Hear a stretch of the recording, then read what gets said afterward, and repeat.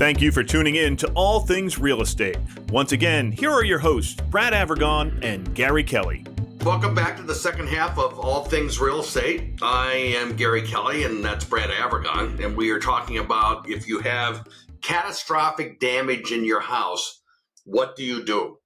And in this particular case, Brad was relaying how he had some problems and how to prepare yourself in advance if you need to have money for an emergency issue with your house. Exactly. And, and specifically water damage, it's really funny. There are some things that you could say, well, we've got a project on the house. You were mentioning a 5-year plan that Sue had for renovations to her home. When you have water damage, I would definitely consider that an emergency situation. Not that water is always necessarily flowing from the ceiling fixtures, because oftentimes you can turn the water off, you can secure it. But what happens behind the scenes, so to speak, behind that sheetrock can be extremely expensive. So you really can't delay when it comes to water damage. If humidity gets back there and mold spores grow, it can make the initial damage that may have been relatively inexpensive fix very expensive to fix. So it's not something you want to ignore. And as I said, having a home equity line of credit in place is really good. Having 6 months reserves in the bank is great if you don't feel you need that line of credit. Just being able to tap funds, or if you need a personal loan or a second mortgage. I had a home that I was representing the seller on, and there was an inspection going on. The inspector turned a faucet on in a small, half bath and walked away. And literally the sink overflowed, water everywhere. And when he finished the inspection, it was, oh my God, how did this happen? Well, you turned on all the water. We weren't. And what I will share with you is it was like a cartoon. You could see the tires on his truck lighting up as he sped away from the scene of the crime. But it was exactly that. Sue came over. I was going to use my little shop vac and clear it up. And as I was using my little shop vac, I'm getting water falling on my head. And I am so far out of my league. So again, we called ServPro, and they came in. And what struck me about the team that came in that particular case, it was a condo in Ashland. They came in and didn't really talk to each other.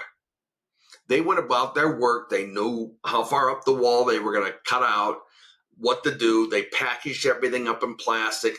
And this was a matter of hours that it took them. I mean, they were very, very fast. And then they bring in these really huge air movers and really huge dehumidifiers, because they're trying to make sure that you don't make the problem worse. You don't grow mold and that kind of thing. And I would say that that's a case where seeing how professionals do it versus what you or I might do really shows you the value of having professionals help when it's a problem that kind of gets out of control. You know what? Having the right equipment and the right tools makes all the difference in the world. You mentioned, Sue asked you to bring home a mop. You said, I'm coming home with a shop vac that can suck up water. You mentioned that in the first half of the show we did. The reality is that water travels, whether it is sucked up by a carpet and the padding under it, or if it runs along a joist or a ceiling joist and travels and goes down to other areas, it travels and it can create a lot of damage. So when these guys come in, I had a similar situation. I had a vanity let go in a basement bathroom, and we brought them in, and they come in with these giant mega fans that there's no way you and I would ever buy these air movers or anything like it. Well, what would you do with them after the fact? You have no need. But because this is their specialty, they use these day in and day out. Dehumidifiers, air movers, giant heavy duty vacuum cleaners with more sucking power than any vacuum you and I could ever imagine. Oh, and I want to say a joke, but it's not something that's appropriate for video. It's a G-rated show. They have water meters that I didn't even know existed. So I thought my vanity was fine, right? It was your typical Home Depot vanity. They stuck a meter, like a needle into it. They're called moisture meters. Moisture meters, exactly. They stuck it in and they go, this thing is toast. The wood has absorbed the water like a sponge. You need to get rid of it. I said, but I don't see any visible water. It's inside the material. And if it's inside the material, it can grow mold. You're done. You got to go get a new one. Oh, okay. So this is their trained profession. This is what they do. And you definitely, I would not hesitate to bring those guys in when you have something like So, this. Brad, if you're trying to finance that renovation that you were just forced into, sometimes contractors will say, well, we have a way that, we will finance it. You have any thoughts on that? Yeah, so a lot of the contractors, they'll have that, and it is a potential solution, but you really need to look at the fine print. Oftentimes, the interest rates are much higher. Sometimes the contractors are getting a little bit of a kicker for offering that type of service when you take the financing with it. So you do need to really look at the fine print. Definitely check out some alternatives. Talk to your local mortgage person, talk to your local banker, whatever the case may be. Maybe it's a personal loan. Maybe it is an equity line of credit that you can get, and it's not going to be a problem. They just a lot of loans these days, especially if it's a small one, they use something called an AVM, an automated valuation model. Basically, they use a computer database to determine if there's enough equity in your home based on what your first mortgage is, and you can get either a line of credit or a second mortgage or whatever, or a personal loan, and not have to really address those. So it's definitely worth looking into options. Yeah, my experience is that those notes that the contractor comes with are probably not competitive with other products in the marketplace. They may be quick because the guy's sitting in front of you and you can sign up, but I would delay, make a couple of phone calls, and make sure that you're doing the right thing overall. Yeah, for sure. Yeah.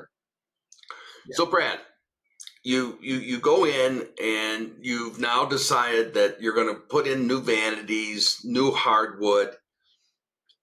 Can't you go the opposite way and over improve your place if you're not careful? Well, I think it's.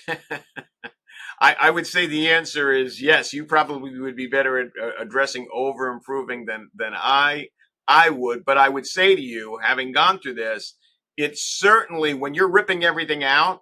If you were thinking about doing anything, or your partner or spouse was thinking about doing anything, that conversation comes right up to the forefront, and it no longer becomes, oh, we just need to fix this. It now becomes a new investment into the property with additional funds that are not going to be necessarily covered by insurance. But over improving is definitely a concern. What would you say about that? Well, I think it's true, and I think that the advice to think about what the changes are you've been thinking about anyway is good.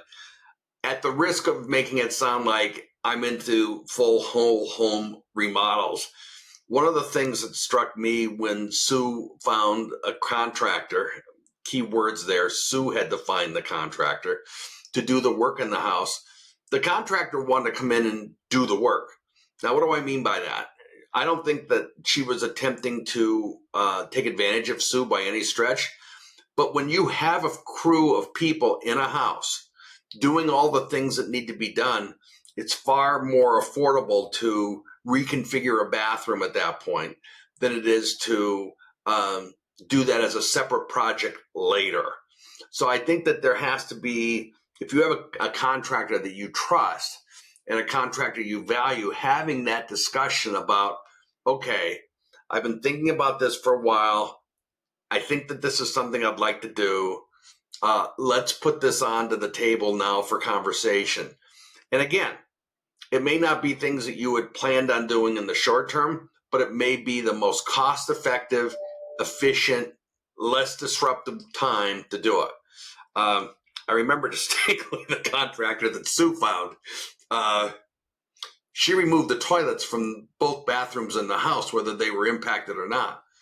And, what did that do? Made it so Sue couldn't be in the house. Did the contractor do that intentionally? I think she did. I absolutely think that she did, as a way, because, it's your home. You want to see what they're doing. But all the time you're there and all the time you're talking to the guys or the gal, yeah, it's costing the contractor money, and that works against you in the long run.